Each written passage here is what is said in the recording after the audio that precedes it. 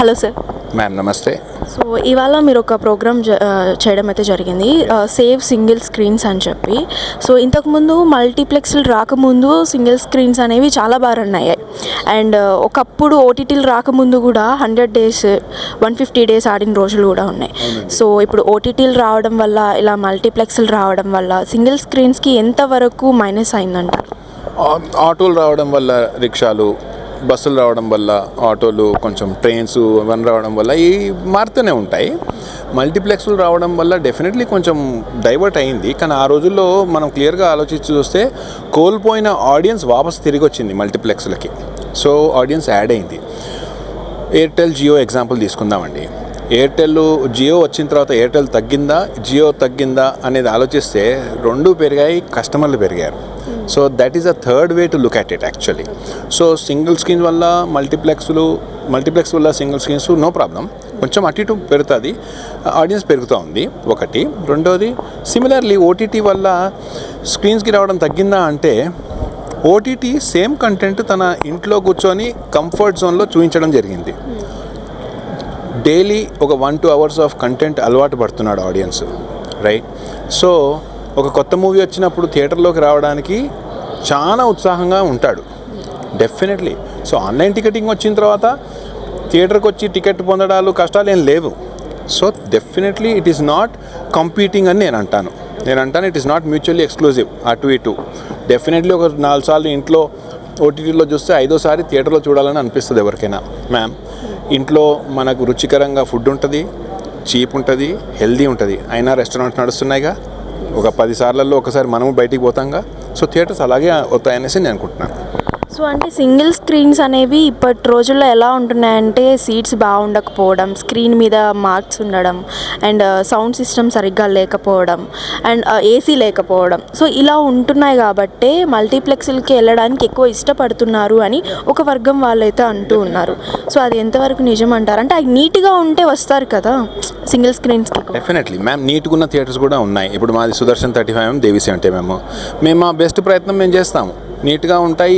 Air cooling కూడా almost 74 degrees 77 degrees Fahrenheit maintain చేస్తాం, similar to air conditioned, right? So అది ఆ decision customers చేసేస్తారు. ఈ థియేటర్కి వెళ్దాము, ఈ థియేటర్కి వద్దు, ఈ రెస్టారెంట్కి వెళ్దాము, ఈ రెస్టారెంట్స్కి వద్దు అనేది కస్టమర్లు వదిలేస్తారు. అయితే నువ్వు మంచి చదివినా ఇన్నే మార్కులు, చదవకపోయినా ఇన్నే మార్కులు అన్న పరిస్థితి ఉంది ఇవాళ. సో ఎవడైనా ఎందుకు చదువుతాడు? ఎవరైనా ఎందుకు థియేటర్ మంచి మెయింటైన్ చేస్తాడు? అసలు వచ్చే రెవెన్యూనే రాకపోతే. ఇవాళ మీటింగ్ పర్పస్ అదే, మాకు రావాల్సిన రెవెన్యూ రావట్లేదు, మాకు మల్టీప్లెక్స్లకు ఇస్తున్నారు, మమ్మల్ని చిన్న చూపు చూసి ఇవ్వట్లేదు. ఇది పోయిన 5 ఏళ్ళ నుంచి నడుస్తోంది. సో ఒక దీనా పరిస్థితి సింగిల్ స్క్రీన్స్ ఇందుకే కారణం. డిస్ట్రిబ్యూటర్లు మా దగ్గర నుంచి పిండేస్తున్నారు ఈ పరిస్థితి. మీరు ఇప్పుడు నెల్లూరులో లీలామహల్ మళ్ళీ స్టార్ట్ అవుతుందండి, ఈ 14th నుంచే స్టార్ట్ అవుతుంది, రైట్? సూపర్ చేశాడు.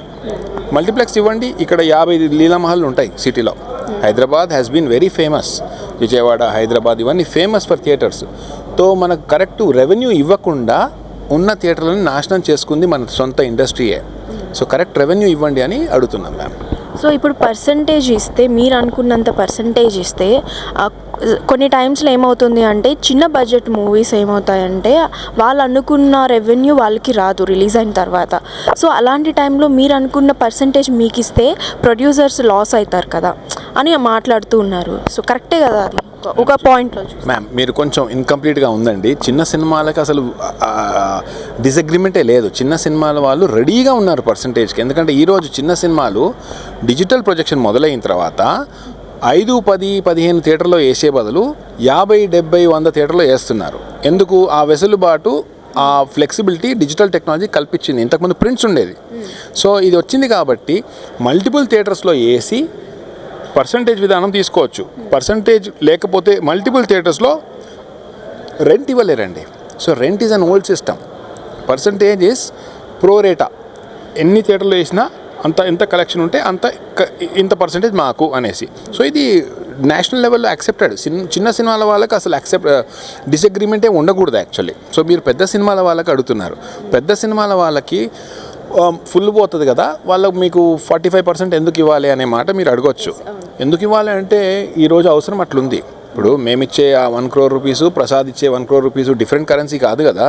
ప్రసాద్ ఐమాక్స్ కానీ పీవీఆర్ మా పక్కన ఉన్న సత్వా మాల్ ఉంది ఐనాక్స్, దానికన్నా ఆల్మోస్ట్ 10% కలెక్షన్ మాది ఎక్కువ ఉంటుంది సింగిల్ స్క్రీన్.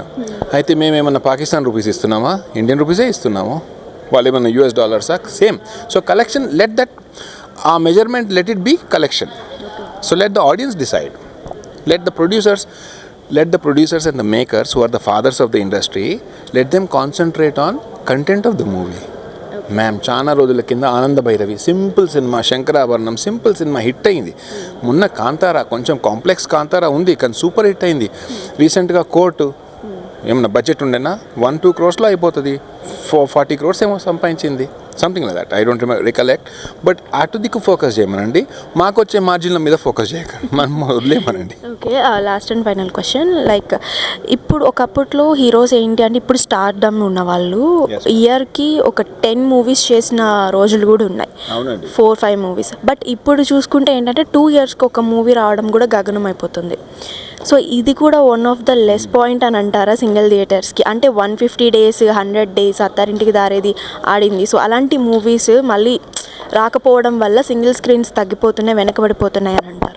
మేము ఆ రోజులు ఇంకా రావు, ఎందుకంటే F2 లాంటి సినిమా కూడా 8 వారాలు ఆడింది, అత్తారింటికి దారేది 100 రోజులు ఆడింది. ఆ రోజులు ఇంకా రావు. ఇప్పుడు సూపర్ హిట్ సినిమా కూడా 2-3 వారాల కన్నా ఎక్కువ ఆడదు, ఎందుకంటే నెంబర్ ఆఫ్ థియేటర్స్ ఎక్కువైపోయాయి. We have to understand that, right?